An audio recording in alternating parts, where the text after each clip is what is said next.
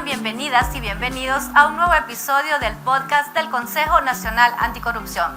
Les saluda Yanivis Izaguirre. En esta ocasión estoy acompañada de 3 periodistas reconocidos en el ámbito nacional. Se los presento a continuación. Mario Serna es periodista y fundador de Honduras Verifica. Cuenta con una maestría en Relaciones Internacionales y especialidad en Periodismo Digital. Es tutor de Periodismo de Datos y Seguridad Digital, cofundador de Smartcom y fundador de Honduras Verifica, un medio especializado en fact-checking y combate a la desinformación docente universitario. Bienvenido, Mario. Gracias, Yanivis. Celeste Maradiaga. Se desempeña como periodista de actualidad en el medio independiente de investigación Contracorriente. Cubre distintas líneas de investigación, entre ellas estructuras de poder, derechos humanos, derechos sexuales y reproductivos y extractivismo y medio ambiente. Además, crea contenido para redes sociales y hace periodismo desde distintos formatos. Bienvenida, Celeste. Gracias. Y nos acompaña Eduardo Domínguez, periodista, máster en investigación, datos y visualización por la Universidad Rey Juan Carlos de España. Actualmente coordina la macrounidad de investigación, datos y verificación de Diario La Prensa y El Heraldo.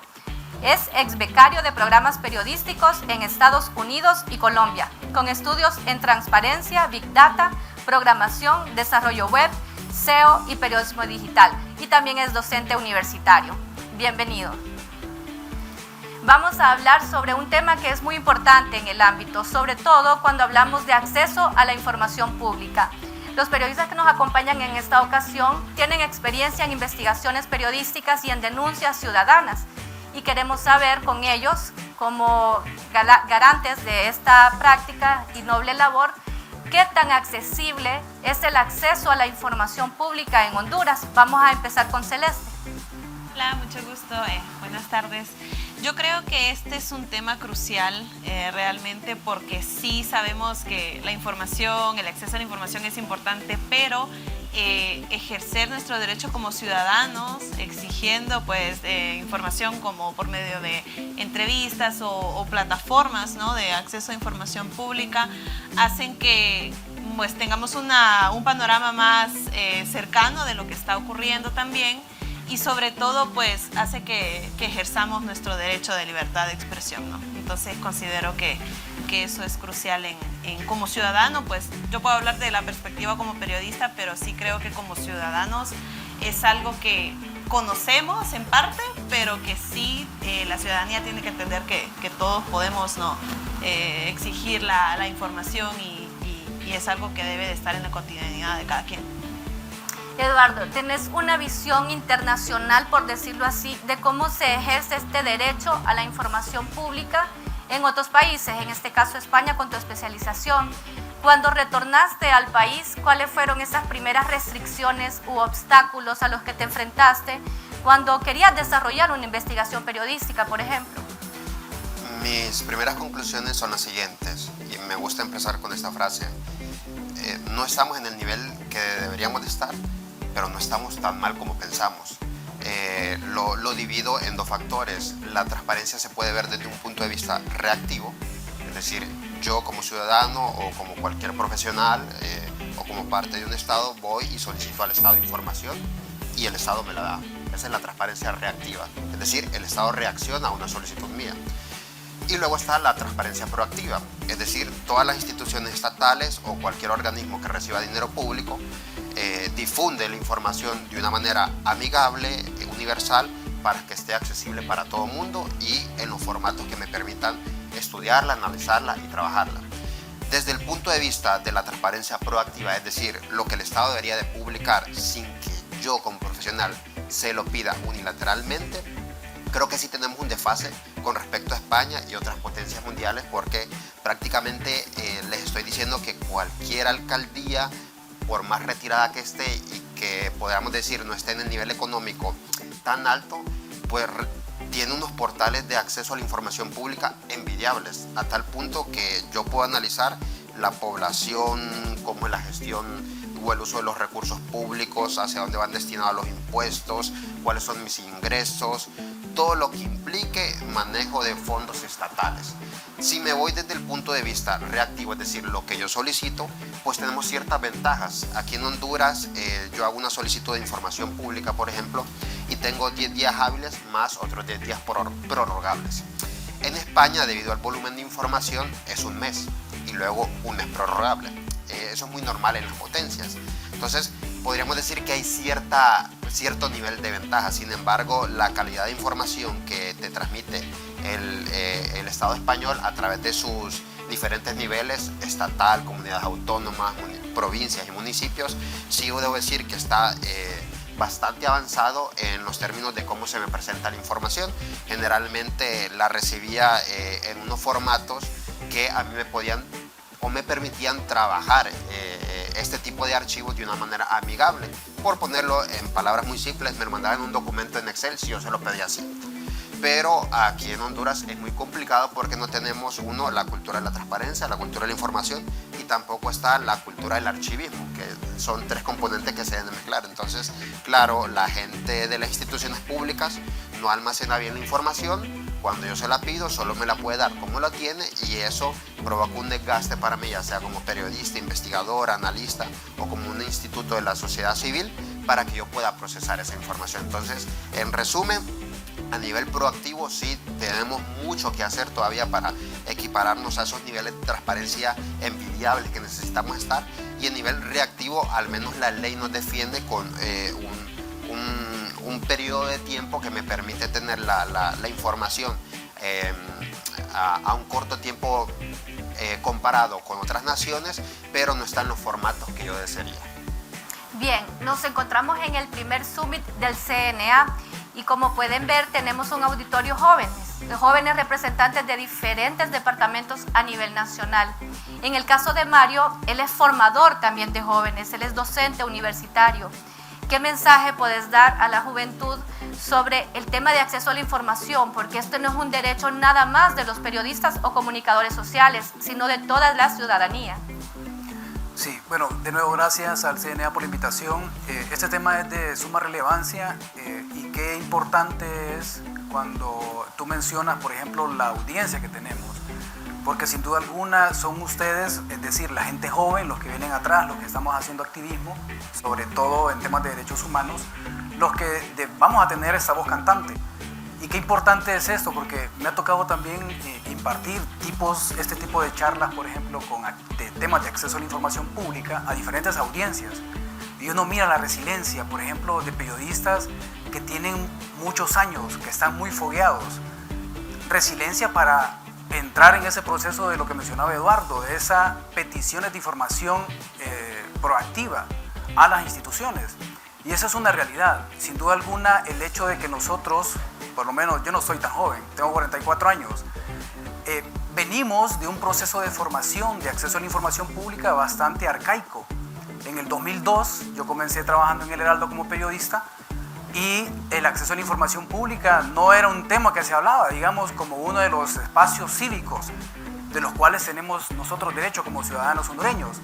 En aquel entonces era ir a buscar la fuente, era ir a buscar a la hemeroteca, ir a buscar libros, era ir a recurrir a esos archivos físicos. Hoy en día Honduras, y creo yo que ahí coincido también con Eduardo, en el sentido de que no estamos tan peor, porque al finales de la última década, el expresidente Manuel Zelaya aprobó la ley de acceso a la información pública, que estoy seguro que ustedes ya lo han debatido. Y esta ley permite la creación del Instituto de Acceso a la Información Pública y que de una u otra forma obliga a las instituciones a divulgar información. Hay muchos retos, creo que ya lo mencionaba Eduardo también, y uno es el tema de los formatos.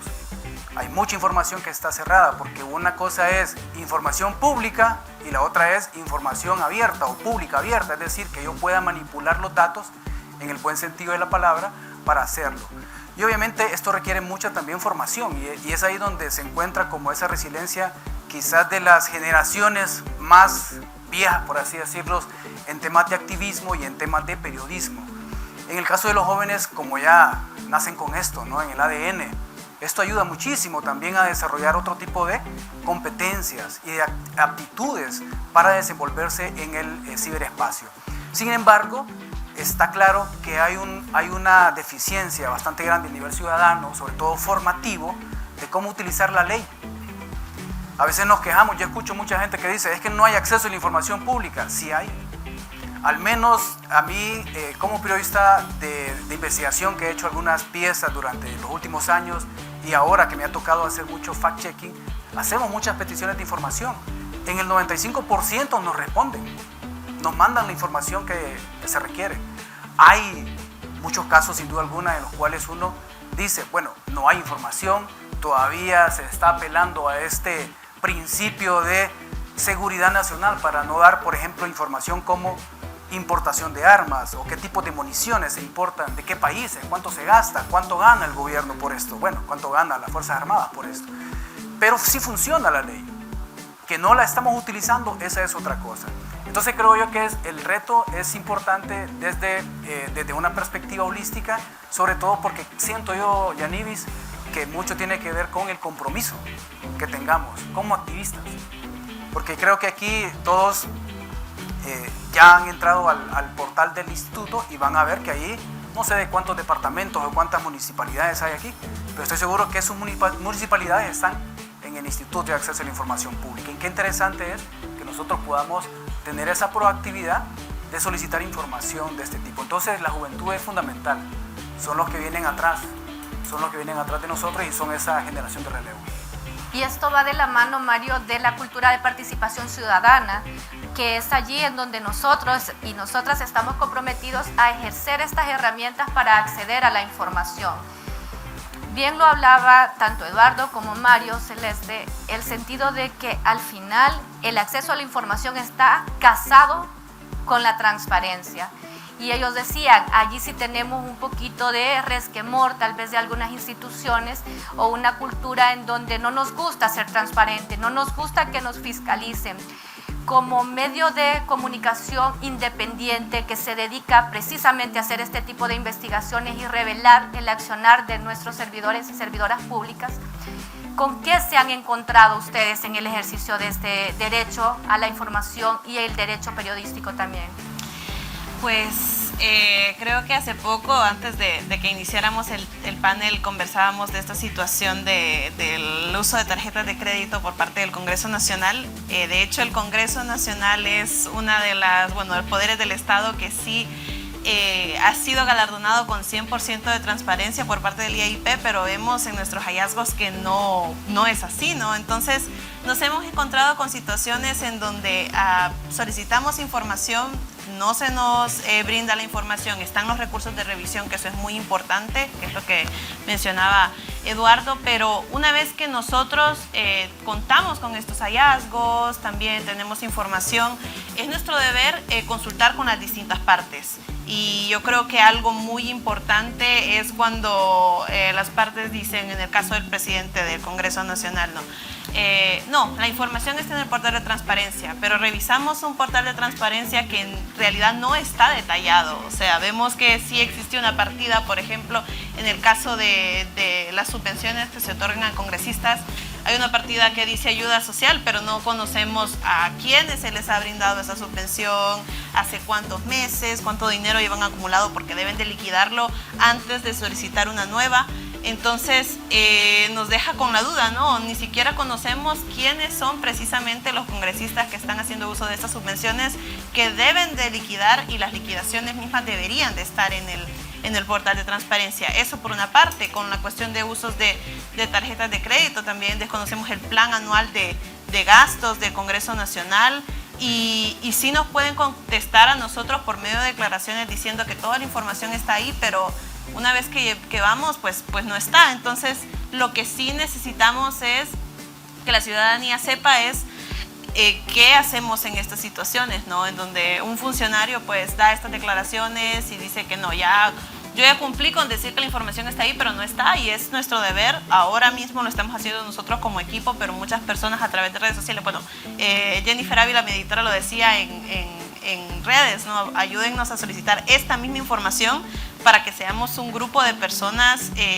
considerable, y bueno, a ver a quién le dieron información, a quién le dijeron esto, a quién le dijeron otra cosa, porque pasa, y es un ejercicio muy interesante a veces que un grupo considerable de personas solicite la misma información, a ver si ellos sienten la presión, no sé, realmente es un deber, ¿no? Pero ¿a quién contestan? ¿Qué contestan? ¿Por qué no contestan? ¿Cuál es la razón? Entonces, en el ejercicio periodístico eso ha sido sin duda cosas con las que nos hemos encontrado. A mí me pasaba el año pasado, ¿no? Averiguando información sobre esta cuestión de la concesión petrolera que hay en los Cayos Misquitos, digamos, o informaciones que pueden ser algo sensibles. Siempre apelan a esta cuestión de secretividad entre un contrato y concesión, pero bueno, se derogó la ley de secretos, entonces uno dice, ¿qué es lo que está pasando? Ahí es donde uno puede interponer estos recursos de revisión diciendo, bueno, se derogó esta normativa, entonces, ¿con qué potestad a mí me están diciendo que no pueden otorgarme cierta información? Entonces, sí creo que es un ejercicio solicitar información, bien lo decía Eduardo y Mario, ¿no? En donde si hay alguna interrogante, realmente como ciudadanos, no solo como periodistas y comunicadores, podemos solicitar esta información en donde, como dicen, contestan, la mayor parte de ocasiones contestan, pero sí es algo que sin duda tenemos que tener en mente. Definitivamente, sí. Efectivamente es una labor ardua la que se está realizando desde cada uno de los estratos a los que ellos apuntan y pertenecen, pero también está por un lado el comportamiento de las audiencias. En el caso de Eduardo, que maneja una macro unidad de investigación y verificación de datos, ¿qué tan interesadas están las audiencias o la ciudadanía en general de transparentar también esta ejecución de los fondos? ¿Cómo ven ustedes este ejercicio de verificación de datos desde la perspectiva de interés del público? Pues lo hemos dividido a nuestra manera y tratamos de asimilarlo. Actualmente, y no les debo mentir, los medios corporativos tenemos una competencia por el tema de audiencia. Sin embargo, por la dinámica de nuestro equipo, nosotros apuntamos más a una audiencia que va hacia los tomadores de decisiones, activistas, es decir, toda aquella figura que tiene algún grado de participación o que presiona en el tema de decisiones públicas.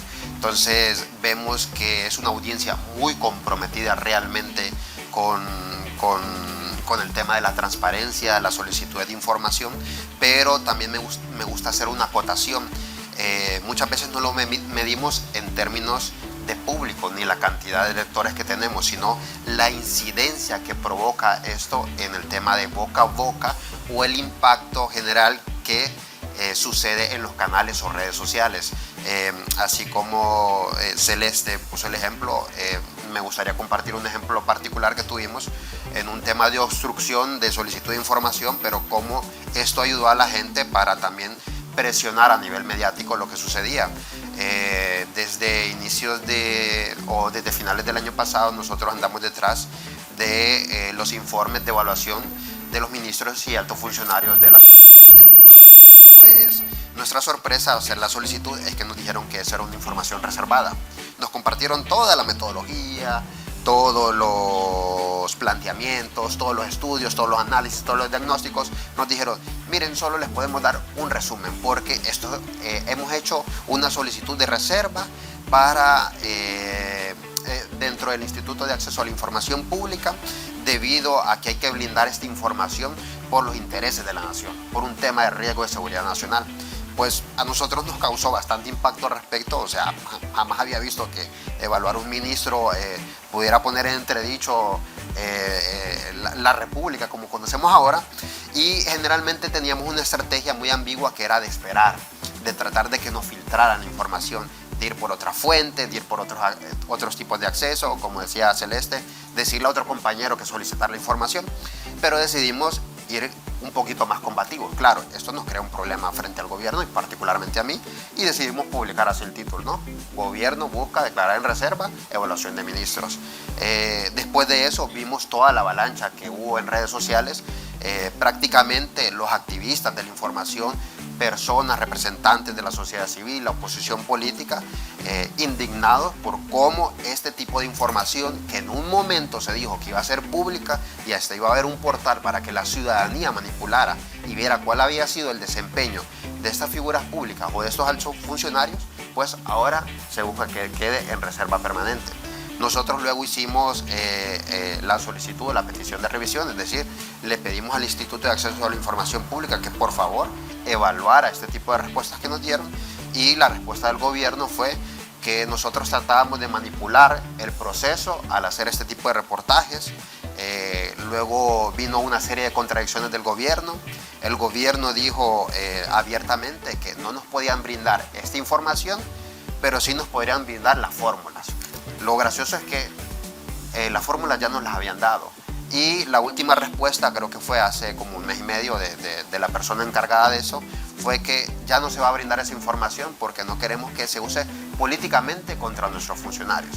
Entonces aquí podemos ver cómo sí se necesita mucho el apoyo de la ciudadanía, y es una reflexión que yo le hacía, se le he hecho 2 veces a Mario.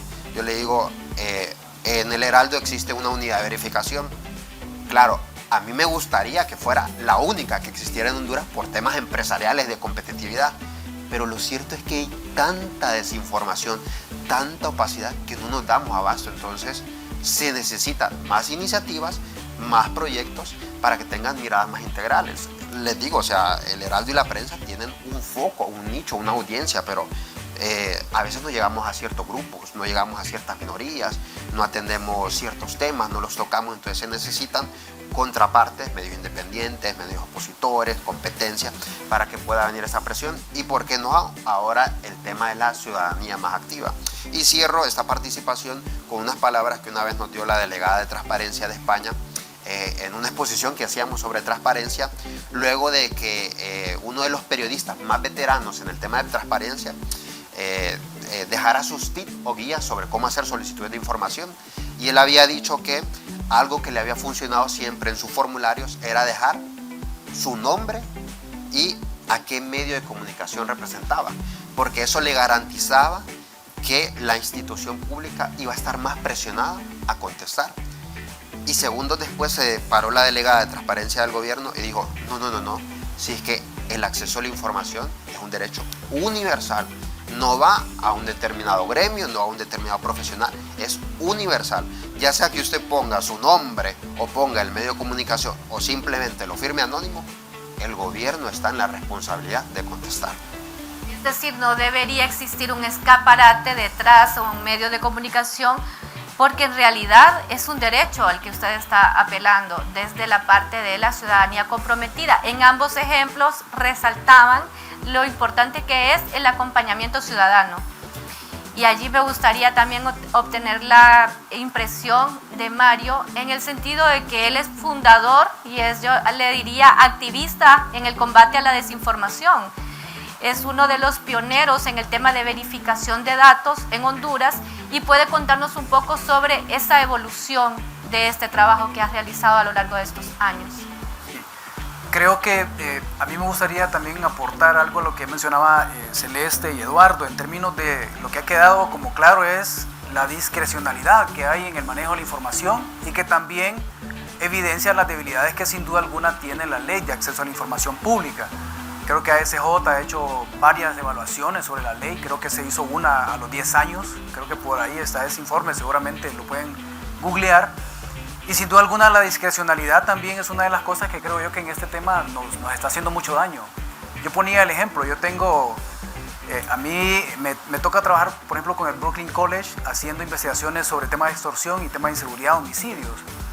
Y casi siempre, todos los años pedimos la misma información, que es la que hacía mención sobre el tema de armas. Y siempre es que no se puede compartir la información por temas de derecho de seguridad nacional. Hoy estaba dando un taller sobre el portal a unos estudiantes de Periodismo Digital 1 y estábamos buscando los salarios de la Casa Presidencial del 2023 en enero. Buscamos, los de este año ahí están. Hay como 267 empleados que están devengando mensualmente hasta enero, casi 11 millones de lempiras. Buscamos el 2022 y lo que hay ahí es una nota aclaratoria donde decía que por el cambio de gobierno no existía esa información. Y yo decía, o sea, pero ¿cómo pueden ocurrir este tipo de cosas en un país donde ya hemos debatido aquí que es un derecho el acceso a la información? Pero sí estaba el del 2021. Ahí habían 460 y pico funcionarios que estaban devengando cerca de 16 millones de lempiras mensuales. Pero el tema es la discrecionalidad. A mí me gustaría saber si hubo algo o alguna acción en contra, ya sea del funcionario que estaba encargado como OIP de Casa Presidencial, antes o después, porque sin duda alguna este tipo de lagunas ponen en precario cualquier situación o cualquier acción que como activistas podamos realizar. Y esto definitivamente al final lo que ponen entredicho es la vulnerabilidad a veces a la que nos sometemos, y aquí creo que ya han mencionado el tema de desinformación. A veces se malentiende, y esa discrecionalidad es la que mencionaba quizás aquí algunos de los compañeros, de decir de que es que van a utilizar la información en contra nuestra, ¿no? Es parte también como de la cultura que tenemos a nivel de los gobiernos, y eso es un problema también arraigado. O sea, eso es un problema bastante notable, y a veces uno mira, bueno, pero el gobierno anterior era peor, pero este es peor, decimos. Entonces, es lo mismo. Al final esa discrecionalidad, cuando uno se da cuenta, o por lo menos a mí me ha tocado vivir muchos gobiernos desde antes, desde cuando estaba Maduro, y es la misma historia. Y cómo como activistas realmente hemos ido cediendo. Yo siento que hemos ido cediendo algunas luchas en términos de acceso a la información pública, porque hay herramientas, pero no se utilizan de la manera adecuada. Recientemente CELIBRE presentó un informe de evaluación del acceso a la información, también este derecho a la transparencia desde las funciones públicas, y veíamos que hay cierta preocupación porque desde la parte gubernamental se ataca al que quiere requerir cierta información que debiera ser pública. ¿Cómo lo miran los medios en ese aspecto, Celeste? Yo creo que ese informe vino a poner luz realmente a la situación que vivimos los periodistas, y a mí las cifras me llamaban mucho la atención. Las alertas en CELIBRE, que tengo entendido son 80, un poco más de 80 el año pasado, pero las conclusiones y declaraciones tal vez de las personas que han tenido que tienen medidas en el mecanismo de protección, por ejemplo, y vemos que han sido amenazadas o han tenido atentados mientras están bajo el mecanismo de protección, que bueno, ya hemos visto que es deficiente. Pero una cuestión que a mí me llamaba mucho la atención, y lo hablaba con la directora ejecutiva ese día en la presentación de ese informe con Amada Ponce, es los discursos estigmatizantes que existen en contra de la prensa. Y es cuando funcionarios pues se encargan de desacreditar la información que dan los medios de comunicación, o desacreditar el tratamiento de comunicación estampando un sello de falso, ¿no? Es como que, bueno, las distintas secretarías o instituciones pues se han acreditado esto de poder clasificar qué información es cierta y cuál es falsa.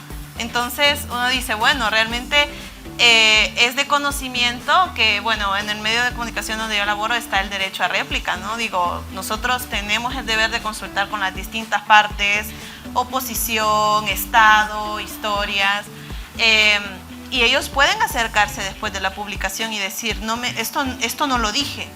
Obviamente está un audio que podamos tener y decir, bueno, está textualmente aquí, ¿no? Que en efecto dijeron eso. Puede ser un error de ese momento, ¿no? Confundirse en alguna cifra, decir, no, dije millones y eran miles, o dije miles y eran millones, perdón. Pero está eso, es el tratamiento realmente al que el que le han dado. Es como, no, señalemos a este medio de comunicación o esta información, esta noticia de falsa, en vez de el tratamiento de acercarse y decir, no, realmente ya me acerqué al medio de comunicación, esto no fue así, esto sí fue así.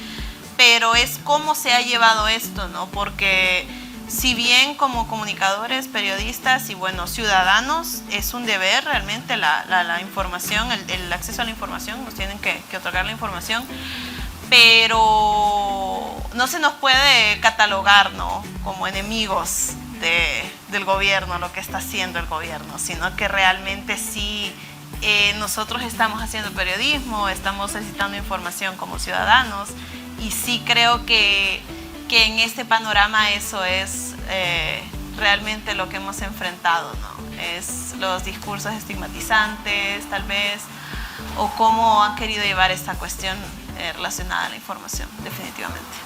Mario, ya sea como medio o a nivel personal, ¿has sido víctima de esa estigmatización, por ejemplo, que menciona Celeste? Creo que aquí muchos de los que hacen periodismo, digamos, alternativo, sí hemos sufrido, digamos, estos ataques. Y solamente quiero compartir un dato adicional más a lo que decía Celeste. También el espacio cívico de los medios de comunicación y de los activistas en general, hoy está bien vulnerado. Y eso debe de llamarnos a la reflexión y sobre todo a la alerta.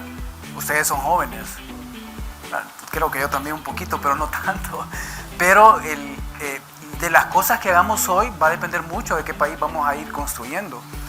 En Honduras Verifica publicamos en septiembre un monitoreo bien general sobre agresiones contra medios de comunicación.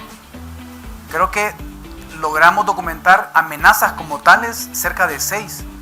Y muchas de altos funcionarios del gobierno, de este gobierno, del presidente del Congreso, de asesores presidenciales que son mano derecha de la presidenta, amenazando con que cuando se instale el Sisi van a denunciar a estos medios de comunicación porque los están extorsionando por el tema de publicidad. Y hacían referencia ahí a algunos trabajos que creo que son los que ha publicado también Eduardo. Entonces, qué interesante es ver, ojo, cómo ustedes a través de sus instituciones quizás no lo están viendo, pero quienes están aguantando ahorita mucho ese ataque frontal del espacio cívico son los medios de comunicación. Y si esta barrera cae, van a continuar contra otros espacios cívicos, contra otro gremio o contra otros miembros de la sociedad civil. Y esto más, chavos, eso para que lo tengamos en contexto sobre todo regional. Esto no es exclusivo ahorita de Honduras. Veamos lo que está pasando en El Salvador, veamos lo que está ocurriendo ahorita en Guatemala. Ahorita estamos hablando con Celeste, vamos al Foro CAP la otra semana y le digo yo, ojalá que no hayan tomas, porque ahorita está en paro nacional allá. Y qué interesante es entender estas realidades. Miren lo que pasa en Nicaragua también.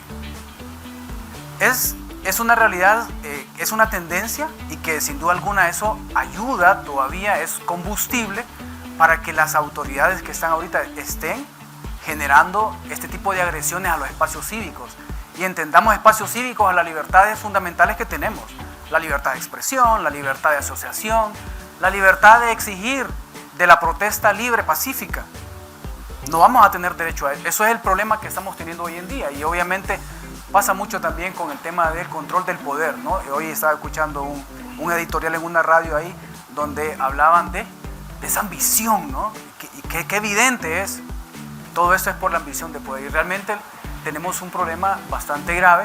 Más allá de lo que mencionaba Libre, lo que mencionaba Celeste también, creo que hoy los ataques son más frontales.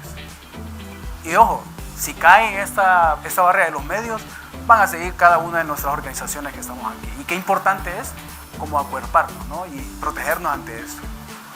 Y Eduardo, ¿de qué forma lacera la libertad de expresión esta resistencia a la transparencia desde tu punto de vista como periodista? Bueno, si uno los comentarios anteriores de mis compañeros y también hago míos ciertas ideas de otros colegas de fuera de Honduras, lo que vemos es un paso a paso que se sigue en el momento de vulnerar la libertad de expresión, pero también con otros temas relacionados con control absoluto del poder, medidas autoritarias, perpetuidad en el poder. ¿A qué me refiero? Que generalmente se sigue un manual que primero se estigmatiza o se califica muy fuerte a los medios de comunicación o a los periodistas independientes. Pongo un ejemplo aquí que a mí me pareció muy grave, creo que ustedes lo vieron, cuando publicaron un tema sobre lo que pasó en el incendio de la cárcel para mujeres. Salió un reportaje y la viceministra de Seguridad reaccionó y le dijo al medio de contracorriente, o específicamente a su directora, bueno, ¿ustedes de qué lado están? O sea, ¿ustedes están del lado de los criminales o del bien? Parafraseando un poco. O sea, prácticamente eso expone a un periodista. O sea, ante los ojos del público lo está fichando prácticamente como un delincuente. Pero así es como se empieza en este manual. Y generalmente es con este tipo de prensa que es un poco opositora, independiente. Luego vienen los activistas que no forman parte o no son muy afines a las decisiones político-partidarias del gobierno de turno. Y luego vemos que se toman ciertas decisiones que tienen que ver con la opacidad. Se han fijado que se ha etiquetado mucho de esta es la era de la información o la información es poder. Pues prácticamente los gobiernos o la gente que está en el poder lo aplica y dice, bueno, entonces sin información no tienes poder. Entonces empiezan a restringir cierto tipo de acceso a la información o a no publicar datos. Me voy al ejemplo más extremo, que puede ser Venezuela, que lo tenemos muy cerca. O sea, allá hay prácticamente una venda al tema de datos económicos.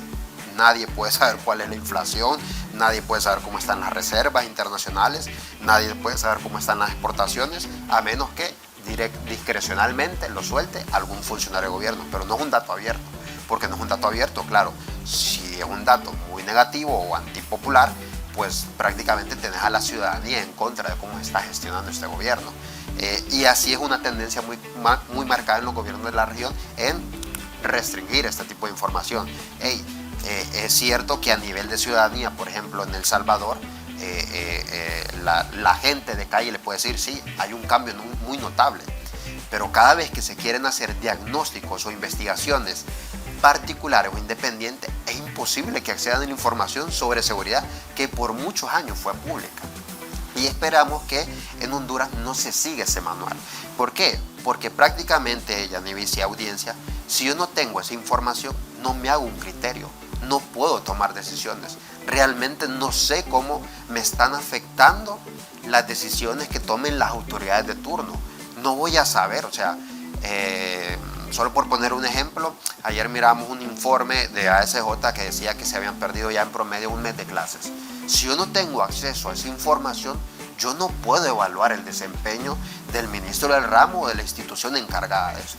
Si yo no puedo acceder a esos indicadores, a ese tipo de información tampoco. Pero no solo eso, si yo no puedo acceder, por ejemplo, a los informes que generan las instituciones como finanzas o algún tipo de cláusulas de secretividad que ponen en entredicho la transparencia o a la comisión de algún acto ilegal o ilegítimo, tampoco se puede proceder con ellos. Y vemos que han habido casos muy famosos, desde el Watergate en Estados Unidos, donde también se hacía uso de fuentes discrecionales, pero información pública para llegar y descubrir qué es lo que había pasado, así como aquí en Honduras. Y como lo dijo aquí la compañera,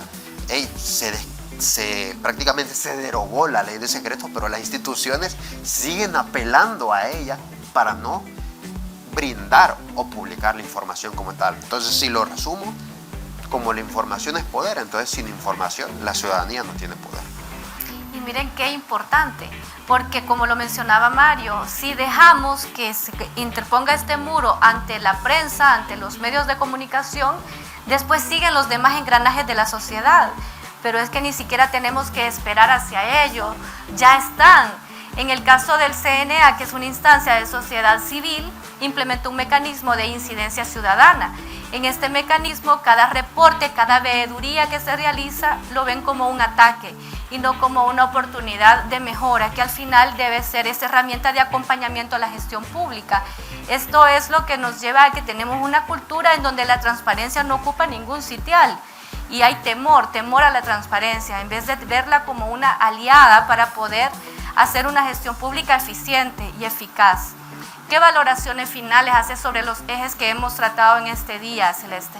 Pues para ser muy precisa, yo me quedo con lo del boca a boca que decían mis compañeros. Creo yo que en cuestión de acceso a la información eso es muy importante, como colegas, medios, acuerparnos y sí hacer muchísima bulla de, ok, esto no se está cumpliendo, el gobierno no está proporcionando esta información, dicen que está en un portal de transparencia, no está. Entonces sí creo yo que estar todos en esa misma como sintonía, ¿no? Solicitando la información y haciendo esta labor, ¿no? Junto a activistas que solicitan información y creo yo que en este momento y con la realidad que afrontamos los periodistas, comunicadores y activistas es muy importante. Eduardo, tus reflexiones. Pues yo invitaría a hacer uso de las herramientas que todavía tenemos disponibles. No son las herramientas perfectas, pero yo lo veo como no tener el último iPhone o Samsung. No lo tengo, pero el celular que es de mi propiedad todavía me sirve para hacer llamadas, para descargar WhatsApp, para tener redes sociales, es decir, es útil. Entonces, ¿cuáles son esas herramientas que todavía tenemos? Son los portales de transparencia. Tenemos también la plataforma Cielo, que me permite hacer las peticiones de información pública de manera sistematizada, canalizada.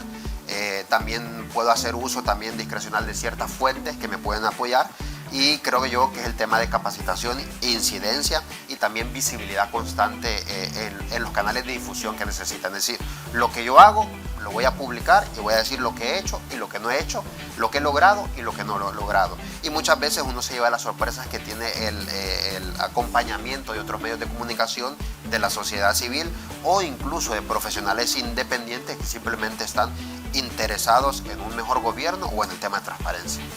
Muy propicio tu llamado a la acción. Mario, tus valoraciones finales.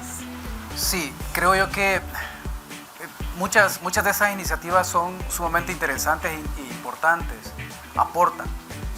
Pero creo yo que una de las cosas que a veces en Honduras siento yo que nos falta, y es hacer comunidad, es hacer alianzas. Por ejemplo, vemos qué pasa después de esa iniciativa. Digamos, ellos nos van a buscar a nosotros vamos a buscar a ustedes. Qué interesante es formar alianzas, qué interesante es hacer esa comunidad, ya sea de activistas que están en pro de la defensa de la apertura de la información pública, porque eso va a ir fomentando no solamente a ustedes la cultura de irse acostumbrando a acceder o a peticionar información pública, sino que también al funcionario a que sabe que hay una comunidad que va creciendo. Como dicen por ahí, una golondrina no hace verano. Y eso es mucho de lo que queremos también hacer en Honduras Benifica a través de esta lucha de combate a la desinformación, que tiene mucho que ver con el tema de acceso a la información pública. Y agradezco siempre yo a Eduardo, cada vez que le digo yo, te invito, ahí va el pobre, ¿va? Entonces, pero hacer esta comunidad de gente que ustedes saben que les va a apoyar, con quienes van a contar, eso es sumamente interesante, que creo yo que es ahí donde falta hacer un next step, un siguiente paso. Hay una división bien terrible, medios de comunicación, sociedad civil, es bien evidente, o medios de comunicación, sector privado, o sociedad civil, sector privado. Qué divididos estamos, y esto tampoco no es algo nuevo, realmente es un tema sociológico, que desde el golpe de Estado del 2009, la sociedad se polarizó, hemos perdido credibilidad en la gente, no confiamos en la gente, no confiamos en los medios, no confiamos en el CNA, no confiamos en la gente.